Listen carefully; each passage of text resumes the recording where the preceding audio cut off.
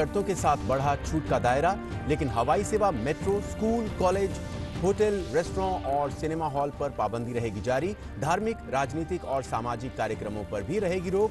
शाम 7 बजे से सुबह 7 बजे तक आवागमन पर रहेगी रोक।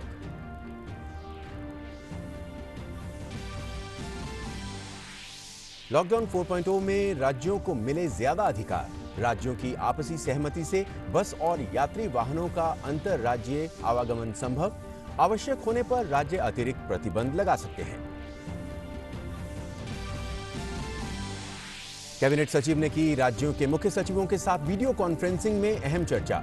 श्रमिकों की सुगम आवाजाही के लिए अधिक श्रमिक एक्सप्रेस ट्रेन चलाने में राज्यों से और सहयोग का किया आह्वान। रेलवे बोर्ड राज्यों के सहयोग से और अधिक ट्रेन चलाने को तैयार।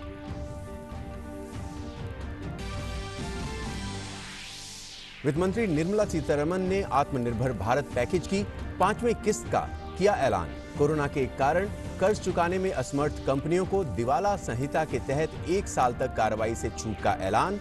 मनरेगा के लिए और अधिक धन उपलब्ध।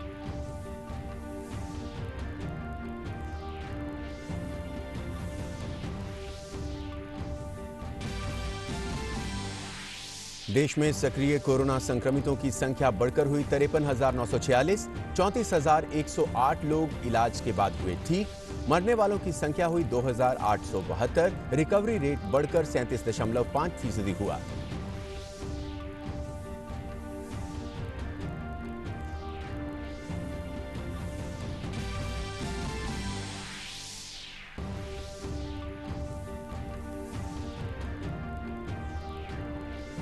कोरोना वायरस संक्रमण मामले में ब्राजील ने इटली और स्पेन से निकला आगे। अमेरिका में 90,000 से ज्यादा लोगों की मौत। स्पेन, इटली समेत यूरोप के कई देशों में स्थिति में सुधार के बाद लॉकडाउन में दी गई ढील।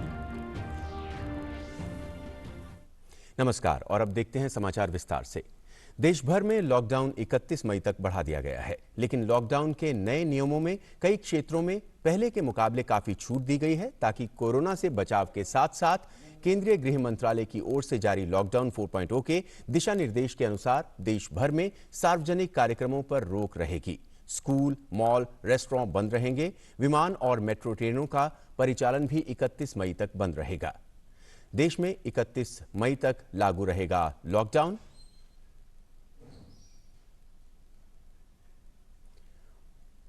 और शर्तों के साथ देश के तमाम हिस्सों में छूट मिलेगी।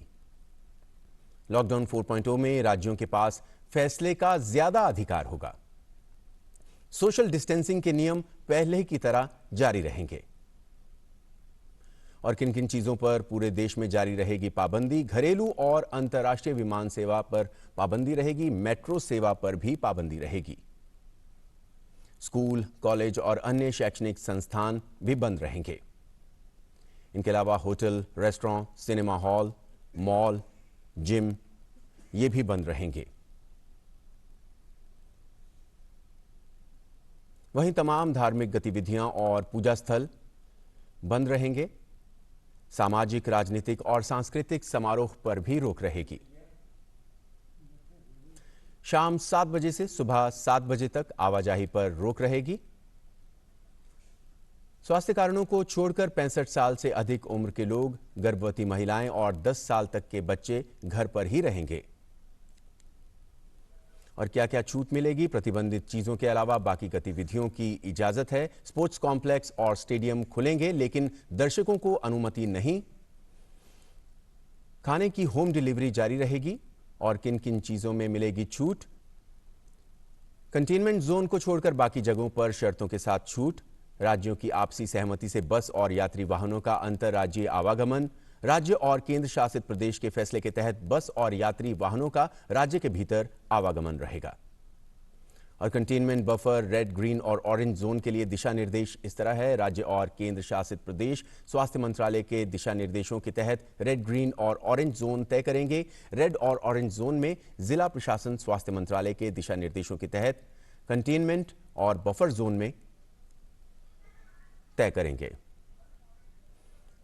कंटेनमेंट जोन में केवल आवश्यक सेवाओं की अनुमति। कंटेनमेंट जोन से लोगों को आने जाने की अनुमति नहीं। स्वास्थ्य संबंधी दिक्कतों और आवश्यक सेवाओं की रहेगी छूट।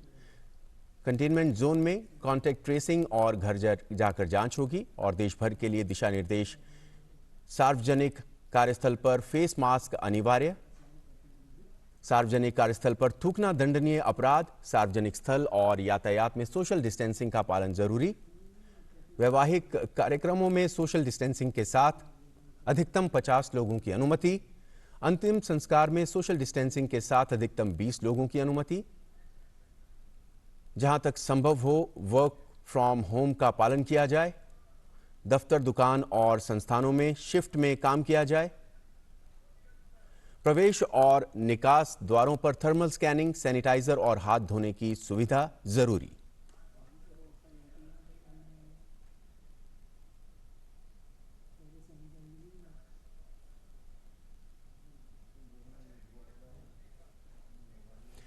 कैबिनेट सचिव राजीव गौबा ने वीडियो कॉन्फ्रेंसिंग के जरिए सभी राज्यों से अनुरोध किया है कि ज्यादा से ज्यादा श्रमिक स्पेशल ट्रेन चलाने में सहयोग करें ताकि प्रवासी मजदूरों की आवाजाही को सुगम बनाया जा सके। रेलवे बोर्ड के चेयरमैन ने भी कहा कि अगर राज्य तुरंत मंजूरी दे दें तो ज्यादा ट्रेनें चलाई जा सकेंगी। राज्य सरकार से यह अनुरोध किया गया है कि प्रवासी मजदूरों की सुरक्षा और सेहत के लिए जिलाधिकारियों और पुलिस अधीक्षकों को जिम्मेदार ठहराया जाए। इसके साथ ही ये भी कहा गया है कि जो भी पैदल चलते पाया जाए उन्हें कैंपों तक पहुंचाया जाए और श्रमिक स्पेशल ट्रेनों की व्यवस्था की जाए। और इस बारे में और अधिक जानकारी के लिए बात करते हैं अपने संवाददाता सुधाकर दास के साथ।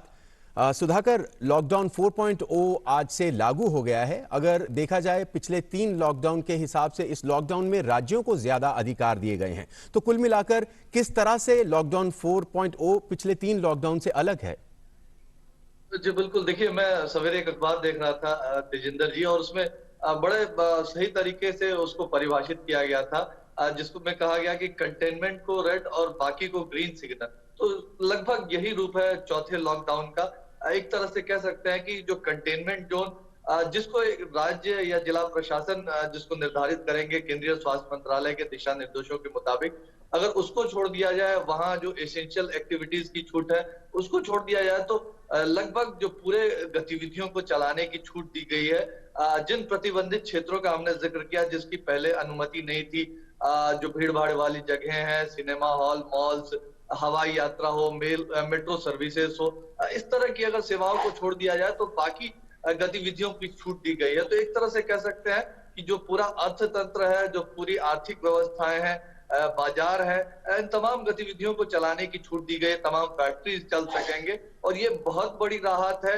और एक तरह से कह सकते हैं कि जो अर्थव्यवस्था का पहिया थोड़ा धीमा घूम रहा था, थोड़ा रुका हुआ था, वो बहुत तेजी से अब घूम सकेगा, बहुत तेजी से चल सकेगा और तमाम देशवासियों को इससे बड़ी राहत मिली है। दूसरी बात है कि राज्यों की लगातार मांग थी कि चाहे कंटेनमेंट जोन हो या फिर अपने भीतर जो तमाम गतिविधियों की को शुरू करने की बात हो, तो इसमें राज्यों को ज्यादा अधिकार मिलने चाहिए। और प्रधानमंत्री ने एक तरह से इसका वायदा भी किया था, उन्होंने राज्यों से सुझाव मांगे थे और उस सुझावों पर आगे बढ़ते हुए प्रधानमंत्री जी के निर्देश पर राज्यों को ज्यादा अधिकार दिए गए हैं कि वो तमाम दिशा निर्देशों के मुताबिक, चाहे वो स्वास्थ्य मंत्रालय के हो, गृह मंत्रालय को, इस पर चलते हुए वो खुद तय करें कि वो किस तरह से कंटेनमेंट जोन के लिए प्लान लागू करना चाहते हैं या पूरे अपने राज्य में चाहे आवागमन की बात हो या अन्य आर्थिक गतिविधियों को शुरू करना चाहते हैं। तो राज्यों को एम्पावर किया गया और बहुत महत्वपूर्ण पहल है तमाम राज्यों और केंद्र शासित प्रदेशों के लिहाज से। एक तरह से कह सकते हैं कि लगभग 90-95% गतिविधियां इससे शुरू हो सकेंगी। कंटेनमेंट प्लान को लेकर, कंटेनमेंट जोन को लेकर जरूर सख्ती रहेगी, जिसको राज्य डिसाइड करेंगे। राज्य चाहे उसको जिले के रूप में घोषित करे या एक नगर पालिका या फिर एक छोटी प्रशासनिक इकाई, ब्लॉक या तहसील भी हो सकती है वहां, लेकिन पूरी सख्ती बरतनी होगी। तो इस निर्देश के साथ ये जो नया लॉकडाउन 4 है, जो नए नियमों वाला है जिसकी बात प्रधानमंत्री ने की थी, उसको शुरू किया गया और निश्चित तौर पर तमाम राज्य प्रशासन इस लिहाज से इन दिशा निर्देशों को डाइल्यूट नहीं कर सकते हैं। लेकिन ये जरूर कहा गया है कि राज्य प्रशासन को लगता है कि कहीं और रिस्ट्रिक्शंस की जरूरत है तो वो कुछ रिस्ट्रिक्शंस अपनी तरफ से लगा सकती है, इनको डाइल्यूट जरूर नहीं कर सकती है। जी तेजिंदर जी सुधाकर, बिल्कुल राज्यों को ज्यादा अधिकार दिए गए हैं और वहीं ज्यादा छूट भी दी गई है कामकाज में। लेकिन अगर देश में देखा जाए तो जो कोविड-19 के मामले हैं वो भी बढ़ रहे हैं। ऐसे में क्या सोच रही इस तरह के रूल्स रेगुलेशंस जो लॉकडाउन 4.0 में आए हैं, इसके पीछे क्या सोच, क्या मकसद आपको नजर आता है?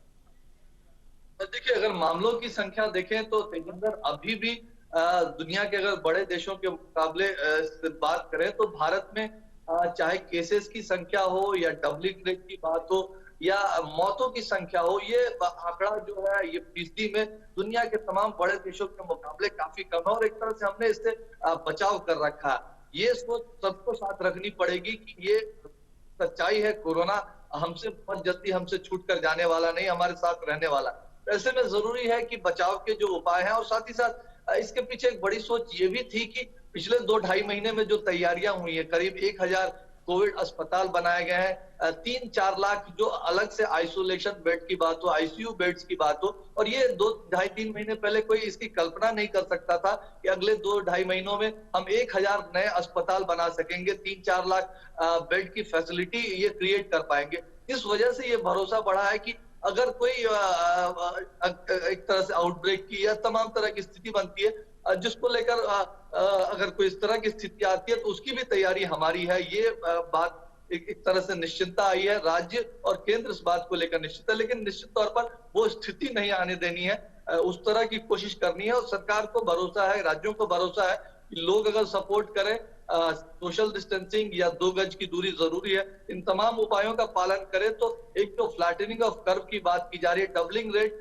हमारा केसेस का लगातार बढ़ता जा रहा है, ज्यादा दिनों में केसेस डबल हो रहे हैं, तो उसको हम कर सकते हैं और इस संकट से हम बाहर निकल सकते हैं। तो ये भरोसा है और तमाम जो विशेषज्ञ हैं, हेल्थ एक्सपर्ट हैं, उनको भी ये उम्मीद बनी है कि कंटेनमेंट जोन के प्लान को अगर सही तरीके से लागू किया जाए तो इस संकट से हम पार पा सकते हैं, इस संकट से निकल सकते हैं। सुधाकर, बहुत बहुत शुक्रिया इस जानकारी के लिए। तो यकीनन छूट दी गई है, लेकिन तैयारी पूरी है सरकार की तरफ से, ताकि अगर किसी भी तरह की मुश्किल सामने आती है तो उससे निपटने की उनकी पूरी तैयारी है। और यही वजह है कि यहाँ पर ज्यादा छूट दी गई है, लेकिन खास बात यह भी है कि लोगों को अपना ध्यान रखना होगा, क्योंकि कोरोना के खिलाफ बचाव ही इसके खिलाफ सबसे बड़ा हथियार है। खबरों में आगे बढ़ते हैं। पीएम मोदी के आत्मनिर्भर भारत पैकेज की 5वीं किस्त के ऐलान में वित्त मंत्री का फोकस मनरेगा, शिक्षा, स्वास्थ्य, व्यापारिक सुधार पर था। वित्त मंत्री ने भी हजारों करोड़ रुपए के आवंटन की घोषणा की तो कई प्रकार के प्रशासनिक सुधारों का ऐलान भी किया। कुल मिलाकर प्रधानमंत्री का पूरा पैकेज करीब 21 लाख करोड़ तक पहुंच गया है। प्रधानमंत्री नरेंद्र मोदी की ओर से घोषित आत्मनिर्भर भारत पैकेज की 5वीं किस्त का ऐलान करने के लिए रविवार को प्रेस कॉन्फ्रेंस में पहुंची वित्त मंत्री निर्मला सीतारमण ने एक बार फिर सुधारों पर ही जोर दिया। वित्त मंत्री ने आर्थिक प्रोत्साहन पैकेज की 5वीं और अंतिम किस्त में 7 प्रमुख मुद्दों पर फोकस रखा। I have 7 such steps to tell you. First one is Mahatma Gandhi National Rural Employment Guarantee scheme. Second is on health and both in rural and urban, and together with it I put an during the COVID period education related steps that have been taken, so that's a second. Third is on businesses and COVID. Fourth is on decriminalization of the Companies Act. Fifth is talking about ease of doing business and related matters. Sixth is on public sector enterprises related matters and the policy thereof. Seventh, state governments and resources related to state governments. प्रधानमंत्री नरेंद्र मोदी ने corona virus महामारी के मद्देनजर लागू राष्ट्रव्यापी lockdown से प्रभावित अर्थव्यवस्था के विभिन्न क्षेत्रों को राहत देने के लिए जीडीपी के लगभग 10% यानी 20 लाख करोड़ रुपए के प्रोत्साहन पैकेज की इस सप्ताह की शुरुआत में घोषणा की थी।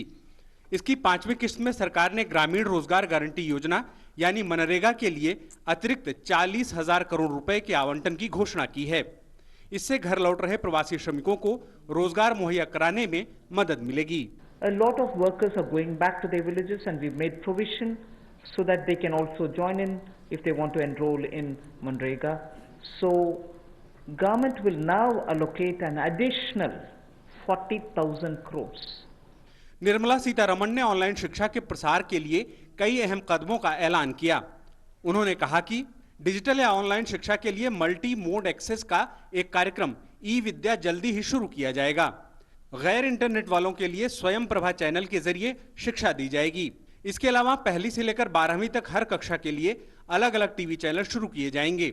शीर्ष 100 विद्यालयों को 30 मई 2020 तक स्वचालित रूप से ऑनलाइन पाठ्यक्रम शुरू करने की अनुमति होगी। वित्त मंत्री ने इसके अलावा स्वास्थ्य पर सार्वजनिक व्यय में वृद्धि का भी ऐलान किया और कहा कि जमीनी स्तर पर स्वास्थ्य संस्थानों में निवेश बढ़ाया जाएगा। उन्होंने कहा कि हर जिला और प्रखंड स्तर पर सार्वजनिक स्वास्थ्य लैब की स्थापना की जाएगी, तो साथ ही ग्रामीण स्तर पर स्वास्थ्य का आधारभूत ढांचा मजबूत किया जाएगा। वित्त मंत्री ने कहा कि स्वास्थ्य कर्मियों पर हमले रोकने के लिए महामारी कानून में बदलाव किया गया है। ग्रामीण स्तर पर, जमीनी स्तर पर हम ऐसी सुविधाएं उपलब्ध कराएं, ऐसा आधारभूत ढांचा स्वास्थ्य के क्षेत्र में बनाएं जो आपको स्वास्थ्य की सुविधा तो दे, लेकिन महामारी वाली परिस्थिति में भी वो लड़ने की क्षमता रखता हो। उसमें उस तरह की सुविधाएं आने वाले समय में बने। वित्त मंत्री ने कहा कि सार्वजनिक क्षेत्र के उपक्रमों के लिए एक नई अनुकूल नीति लाई जाएगी। इसके तहत रणनीतिक क्षेत्रों को परिभाषित किया जाएगा जिनमें 4 से अधिक सार्वजनिक उपक्रम नहीं होंगे। सरकार ने कोरोना वायरस महामारी के कारण कर्ज की किस्तें चुकाने में अपने को असमर्थ पा रही कंपनियों को दिवाला संहिता के तहत 1 साल तक कार्रवाई से बचाने की भी घोषणा की। इसके साथ ही कोरोना वायरस से संबंधित ऋण को डिफॉल्ट की परिभाषा से बाहर रखा जाएगा। वित्त मंत्री ने कंपनी कानून के प्रावधानों के उल्लंघन को गैर आपराधिक बनाए जाने की भी घोषणा की। इसके अलावा सरकार ने कंपनियों को सीधे विदेशी बाजार में प्रतिभूतियों को सूचीबद्ध करने की मंजूरी दी। वित्त मंत्री से मीडिया ने जब सवाल किया कि सरकार पैसे कहां से लाएगी, तो उन्होंने कहा कि सरकार का पूरा ध्यान लोगों को पैसे देने पर है। I want you to look at where this money is going.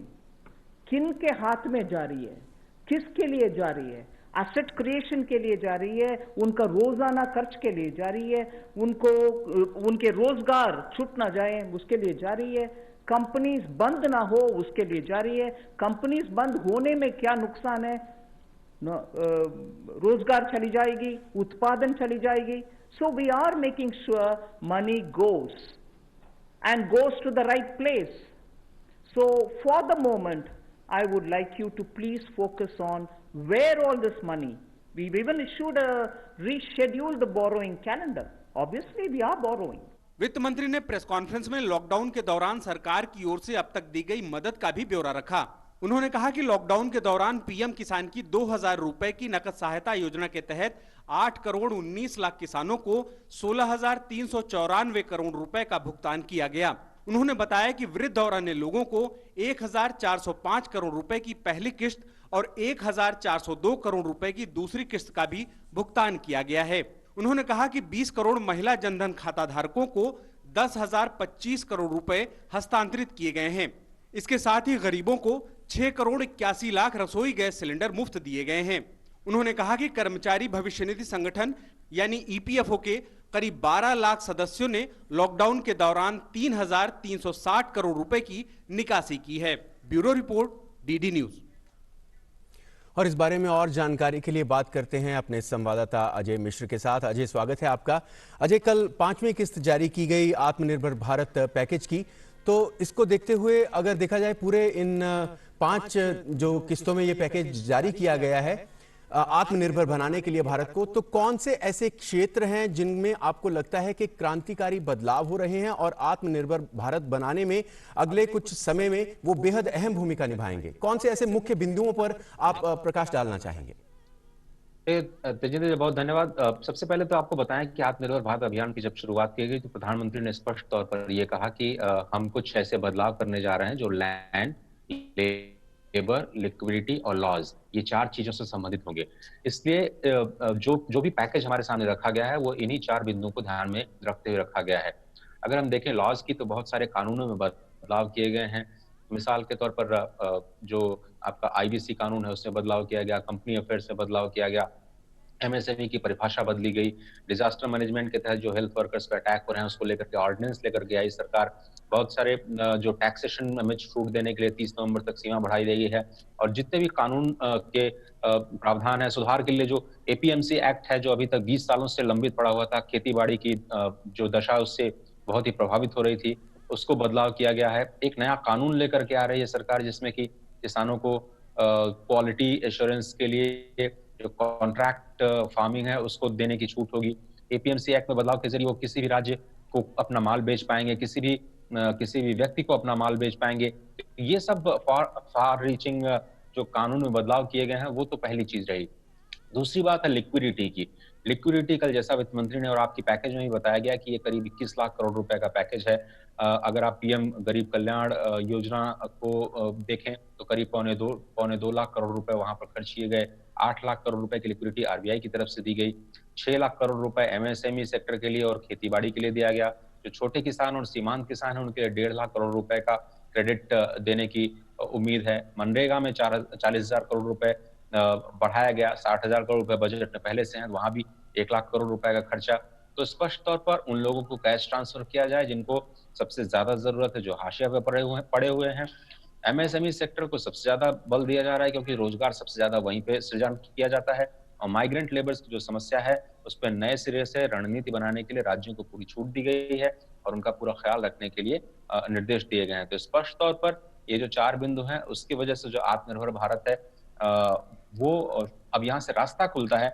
मेहनत जरूर करनी होगी पूरे देश को मिल करके, लेकिन जो लॉज हैं, जो लिक्विडिटी है, लैंड और लेबर, इसमें बदलाव करने की एक बड़ी शुरुआत तो जरूर कर दी गई है।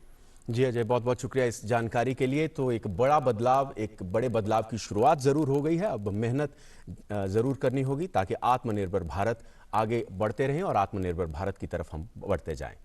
खबरों में आगे बढ़ते हैं। प्रधानमंत्री नरेंद्र मोदी ने इजराइल के प्रधानमंत्री बेंजामिन नेतन्याहू को नई सरकार के गठन पर बधाई दी। ट्वीट पर दिए अपने संदेश में पीएम मोदी ने कहा कि मेरे मित्र नेतन्याहू को इजराइल में 5वीं बार सरकार बनाने की बधाई। मैं आपको और बेनी गेंट्स को शुभकामनाएं देता हूं और भारत इजराइल की रणनीतिक साझेदारी और मजबूत करने के लिए आपकी सरकार के साथ मिलकर काम करने के लिए आशान्वित हूं।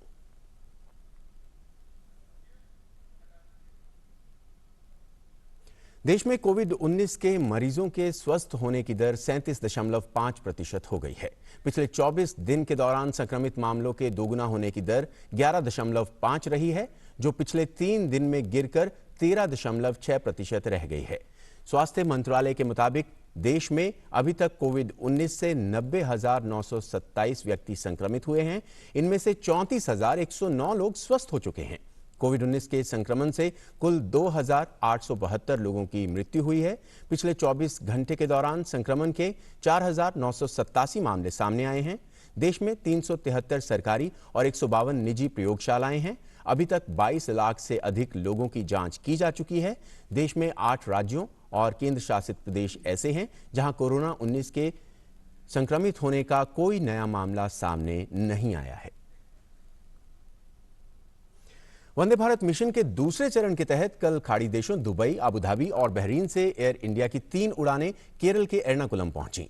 दुबई की उड़ान में 189 लोग थे, जिसमें 2 बच्चे शामिल थे। वहीं अबू धाबी से 2 बच्चों सहित 181 लोग और बहरीन से 127 लोग एर्नाकुलम लौटे। एर्नाकुलम से गल्फ एयर की वापसी उड़ान से बहरीन के 66 नागरिक स्वदेश लौटे।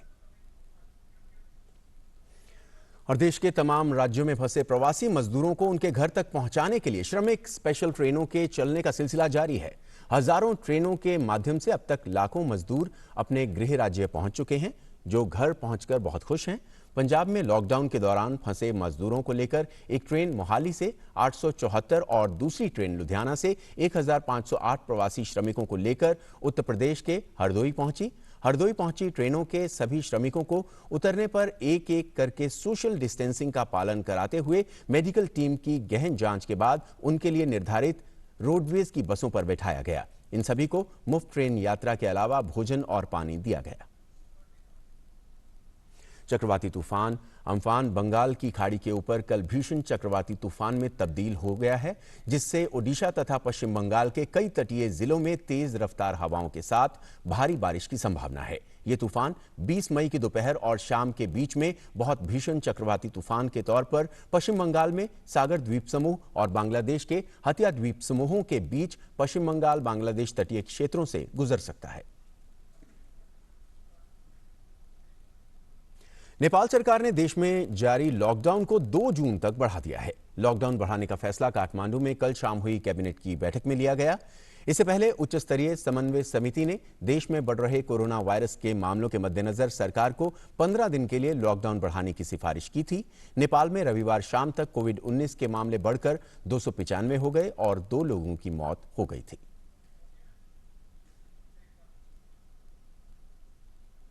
बांग्लादेश की राजधानी ढाका में कोविड-19 मरीजों के इलाज के लिए 2000 बेड की क्षमता वाले अस्पताल को खोल दिया गया है। बांग्लादेशी स्वास्थ्य मंत्री जाहिद मलिक ने कल इस अस्थायी अस्पताल का उद्घाटन किया।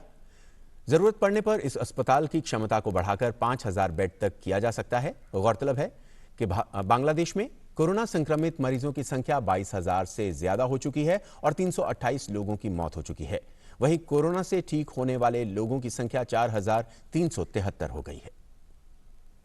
दुनिया भर में कोरोना वायरस से संक्रमित मरीजों की संख्या 47,10,000 के पार हो गई है। वहीं इससे मरने वालों का आंकड़ा 3,15,000 के पार पहुंच चुका है। हालांकि अब तक 17,32,000 से ज्यादा लोग इस बीमारी को मात देकर ठीक हो चुके हैं। कोरोना से सर्वाधिक प्रभावित अमेरिका में संक्रमितों की संख्या 14,86,000 से अधिक हो चुकी है, जबकि इससे मरने वालों की संख्या 89,550 हो चुकी है। वहीं इससे 2,72,000 मरीज ठीक हो चुके हैं। वहीं संक्रमितों के मामले में रूस 2,81,000 से अधिक मामलों के साथ दूसरे स्थान पर है। रूस में इससे अब तक 2,631 लोगों की मौत हो चुकी है और 67,000 से अधिक मरीज ठीक हो चुके हैं। दक्षिण अमेरिकी देश ब्राजील में कोरोना के मामलों में स्पेन और इटली को पीछे छोड़ दिया है। ब्राजील में अब तक 2,41,000 से अधिक लोग कोरोना से संक्रमित हो चुके हैं, जबकि इससे 16,118 लोगों की मौत हो चुकी है। ब्राजील में पिछले कुछ दिनों से औसतन 800 लोगों की कोरोना से मौत हो रही है।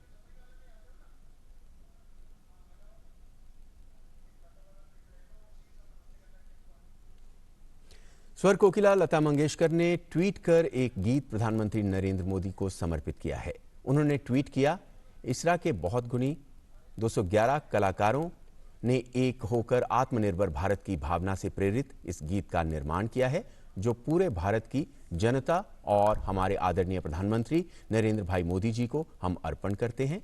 जय तु भारतम। आप ये देखिए और हमें दीजिए इजाजत। नमस्कार।